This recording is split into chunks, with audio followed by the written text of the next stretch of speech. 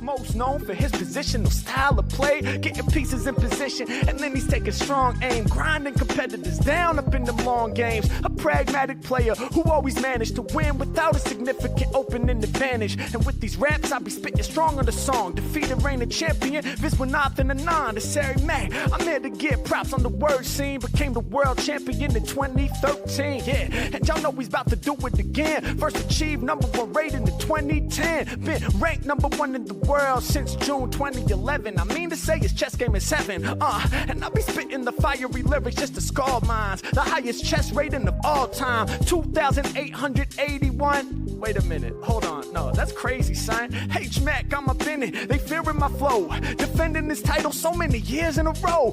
Every time I'm ripping, people know I spit the sickest sound. 2014, yo, that's when he won the Triple Crown. And I'ma break it down now while I spit. Got classical lyrics, I spit it rapid, it's a mental blitz. Yeah, no, then I thought he got into some sort of trouble by playing a bit too fast-paced, but that's also how Jan likes to play. And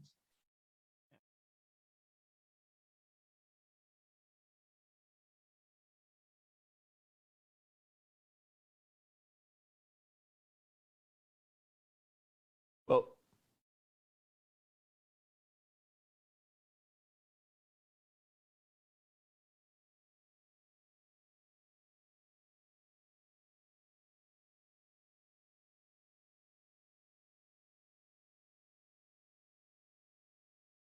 the World Championship match. So there were three things. I'm expecting better fights later. Three things that came up in the game in real time with Fabi that I wanted to unpack with you. First position I want to go to was 5 attacks pawn, play d6, knight f6, keep the beefeater alive and well.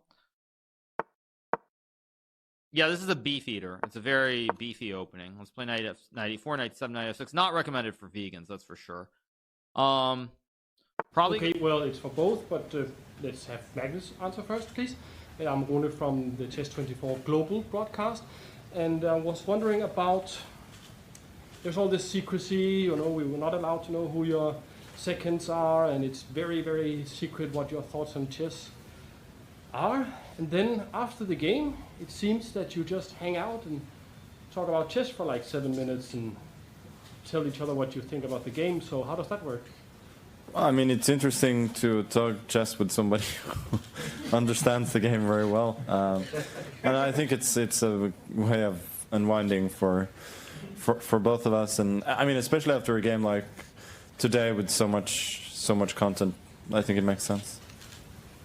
Yeah. Well, actually, I was really puzzled with the game, but now I'm even more puzzled with your question, to be honest. Okay, thank you. Bobby, that is a subtle, the kind of move that even some of the best players in the world could miss at the end of a line, right? That's just a subtle thing. I don't feel like Jan missed rook d2. I'm starting to think that his idea after knight takes b5 is to play queen e7. Okay. Knight will most likely go back to d6. That seems like the best square for it. And at first I thought this is just very fine for white. But after the move rook to b4, his rooks might come in a different way. And he's now ready to play. Ну, сложно сказать, вчера, на самом деле, были некоторые довольно серьезные шансы, хотя в целом даже вроде глубокий анализ показывает, что ничего прям форсированного за черных не было, да, то есть там совсем прям выигрыша. Вот, но, конечно, в принципе, всегда нацелен на максимально возможный результат, да, и, скажем так, вести 3-0, наверное, было бы лучше, чем сделать 3 ничьи.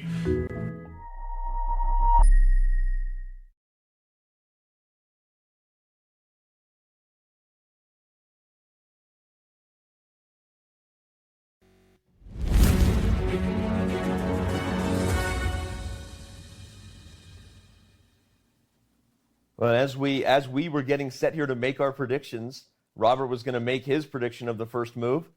Looks like we're live, gentlemen, so we're going to have to make our predictions on top of the game. Okay, so that's a sacrifice of a second pawn because he's down 1. You suggested this in our analysis, but we kind of said, okay, maybe not right away because of queen d4, yet here it is on the board.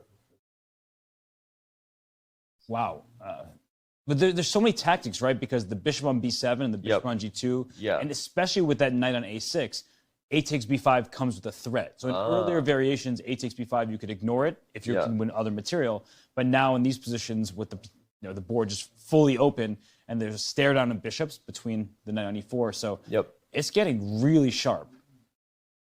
Magnus has the body language of someone who feels like he might be close to really getting something. He has been. I just feel like he's been more focused. I know that they're always focused, but it feels like he's really zoned in on this game compared to game one.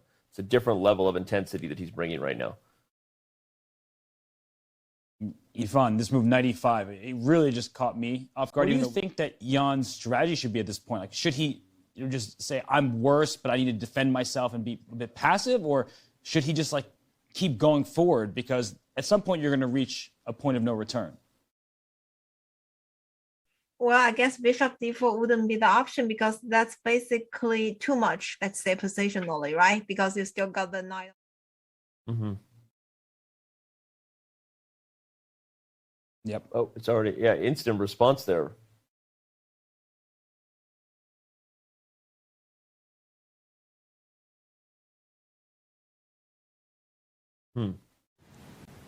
I don't remember, but I can instead tell you about my plans, or the immediate plans after the game today. If it were not for the doping control, which sort of messes it up. The first step of the plan was Chelsea, Manchester United. Then the next step was Real Madrid, Sevilla, and then Golden State Clippers, and then I thought we'll kind of take it from there on the free day. Although he is, of course, incredibly resilient, as he showed in the U.S. Championship, losing 2 in a row at one point. He was -1. He almost won the tournament. Isn't that right, Fabi?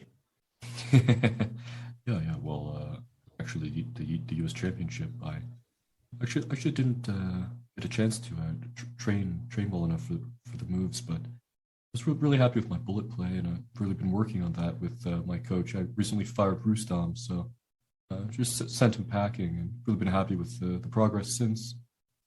Of the king side, rather, because he's banking on going a5.